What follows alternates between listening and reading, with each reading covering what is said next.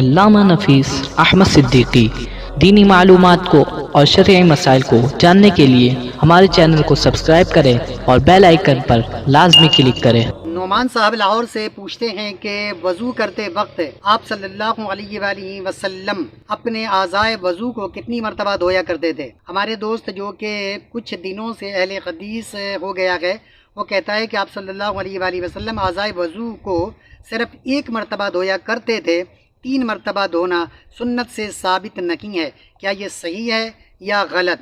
تو محترم نعمان صاحب، اعضائے وضو کے حوالے سے جہاں تک تعلق ہے، عام طریقے سے پوری دنیا کے مسلمان عام طریقے سے اپنے اعضائے وضو کو، چہرے کو، دونوں ہاتھوں کو اور سر کا مسح کرنا اور پیر کو جو ٹخنوں سمیت دھوتے ہیں، 3 مرتبہ دھوتے ہیں، اور 3 مرتبہ دھونا سنت سے ثابت ہے۔ آپ کے دوست نے جو یہ کہا ہے کہ 3 مرتبہ حضور پاک کی سنت سے ثابت نہیں ہے، بالکل 100% غلط ہے۔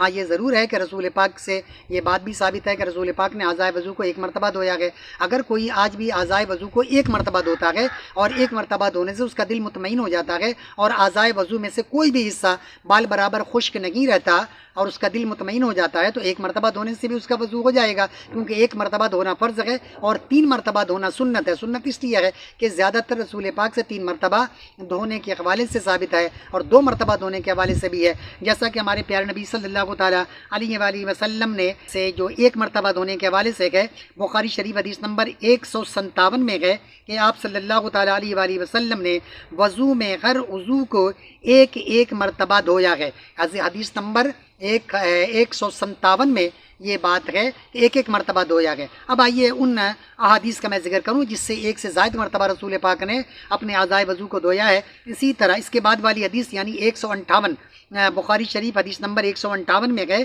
کہ نبی کریم صلی اللہ تعالیٰ علیہ وآلہ وسلم نے وضو میں اعضائے وضو کو 2 بار دھویا ہے۔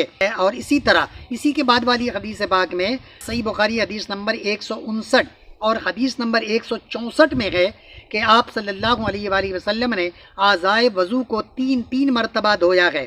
اور ان حدیثوں میں حضرت عثمان بن عفان رضی اللہ تعالی عنہ نے پریکٹیکل کر کے دکھایا کہ آپ صلی اللہ علیہ وآلہ وسلم کس طرح اعضائے وضو کو 3 مرتبہ دھویا کرتے تھے۔ تو میرے محترم نعمان صاحب اپنے دوست کو بتا دیں کہ یہ حدیث نمبر 157 کے علاوہ 158، 159 اور 164 کا بھی مطالعہ کر لیں تو پھر ان کی معلومات مکمل ہو جائے گی۔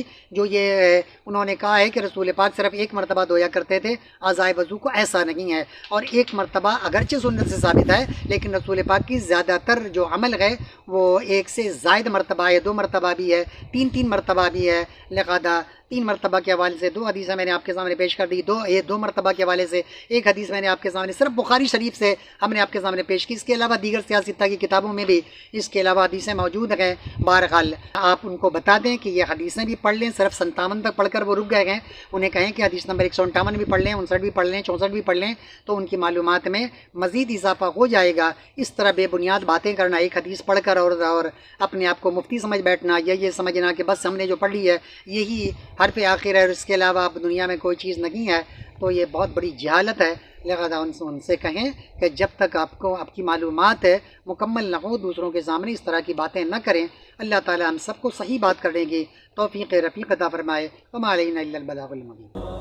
طلب العلم فریضۃ علی کل مسلم، علم کا حاصل کرنا ہر مسلمان مرد عورت پر فرض ہے۔